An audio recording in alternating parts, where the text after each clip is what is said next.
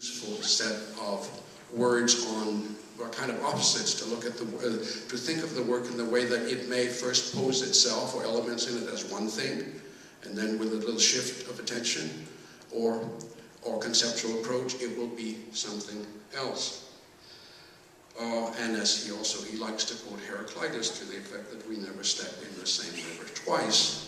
And out in the lobby again is a book that he just published in conjunction with this museum called On, which is intended, which can be read forwards or backwards, or of course you can start any time with in, and whichever approach you use to take, and they're all equally valid, will yield a slightly different, an alternative understanding.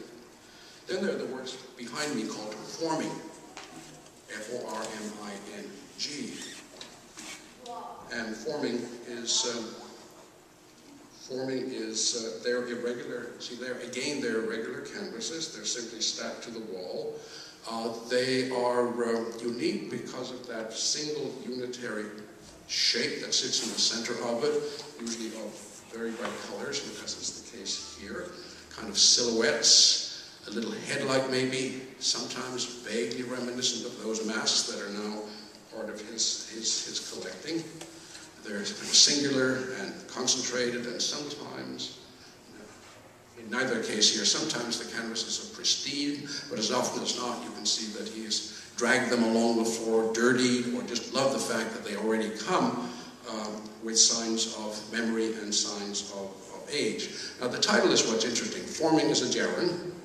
And gerund is a word verbal ending in ing, which carries the connotation of something still in process, something carrying on, that its potential completion and reception is always ongoing or somewhere in the future. And this, in the same sense, the title is always in the lower case, so as to keep that sort of tentative notion of process rather than the fixation of title open. And I think the images kind of, I think, at least I don't know how you see them, but I see them functioning in the same way, that they never quite become concrete as an identifiable thing. They are elusive, they are elusive. And this one even reminds me of a kind of handheld mirror that you look into realizing or kind of making the point that what you're seeing is, after all, very much your creation, or as much your creations as anything that is there in front of your eyes. Gesture again, and gesture, of course, for John, I talked about it before, it's a process of improvisation that he thinks of very much in his music, very much in relation to improvisation in jazz, and he compares it to jazz, and I just want to quote him here. He says, "I'm fascinated by that sort of moment of the act of painting too, that is the act of improvisation in music. Improvising each time I face the canvas. I don't know what I'm doing really. I don't really know what's going to happen, but I put trust in the hand to see. The hand sees things, and the eye sees to see. That is what I hope to express." Of course, John was quite amused when, of course, he came for the unpacking of the show to find that everything was, of course, neatly wrapped in tissue paper as if it were the most precious object in the world. And it is kind of, shall we say, I don't know what I'm allowed to say about how you actually, what it's actually like to be in the studio, because I might encourage you to mishandle the paintings, and David would give me a bad time afterwards, and we say to go back would be terribly upset. But of course, when we walk into the studio, the point is these are, if the sculptures, the way that he performs with it, the photographs of the sculptures always seem to me like they're an instruction book for how you're supposed to use the art. And the way you're supposed to, they are physical objects that are to be lived and worked with. The mask over here, for example, and that mask, of course, plays the notion of hiding is about masking and hiding. That really, in the studio, and John encouraged you to go and lift the flap up and see what's behind. And of course, you can see the gestures running down below the first layer of rayon over there, and you want to know what's behind there. And of course, the idea is that if this were not a museum, you're still in the studio, they still belong to John, if they're in your private collection, which is maybe why you should have one of these in your own collection, to play with it, is go and lift and what happens underneath. And the one back in the corner with that simple circle over larger white gestural marks, if you look through the first layer, you'll see that there are hints of activity down below. It's kind of see-through, and if, David, are you here? Yes, I'm Could here. you lift it for us, please? I'm not sure where you're going with this, Roald. I see, I'm in trouble. We kind of run into the inherent contradiction between artistic creation and museology. Yeah, well, you'll have to bend your rules just for the moment. Yeah. I'm not a museum person any longer. I just on the outside. I can. And that, of course, is what happens in most of the works. At the climactic, and I kind of really want to finally sort of lead up to the climax of the abstractions, which are the works that are hanging from the ceiling in that room. And never have they looked more magisterial or more beautiful than they have in this space. And I thought they looked great in Quebec, in the Museum of Quebec, but here they are, maybe I'm just getting, I don't know, they just look beautiful this time.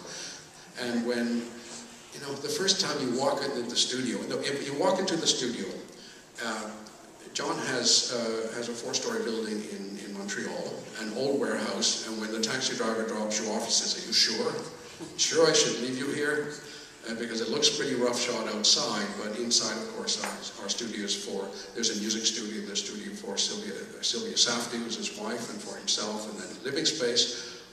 On the 3rd floor is kind of the living space in one end, and then a space somewhat like this, that is set up somewhat like this. It's a kind of museum space, and then in behind there's storage. When you go in behind, the abstractions, as he calls them, are hung on hooks, and sometimes on sort of improvisation coat hangers, as if you were in a museum checkout or you went off to the laundry to get your, and to get at them, you kind of pull them apart, and then John will, oh, let's look at this one. He'll pull it out, and he'll drag it out, and, you know, you're not even sure whether, you know, you start to feel sorry for this fragile thing. You hurt for it. He drags it along the floor, drops it, gets out a step ladder, then picks it up and hangs it from a hook up above. And it's that, and that's why I'm glad I actually own one, because I can do that.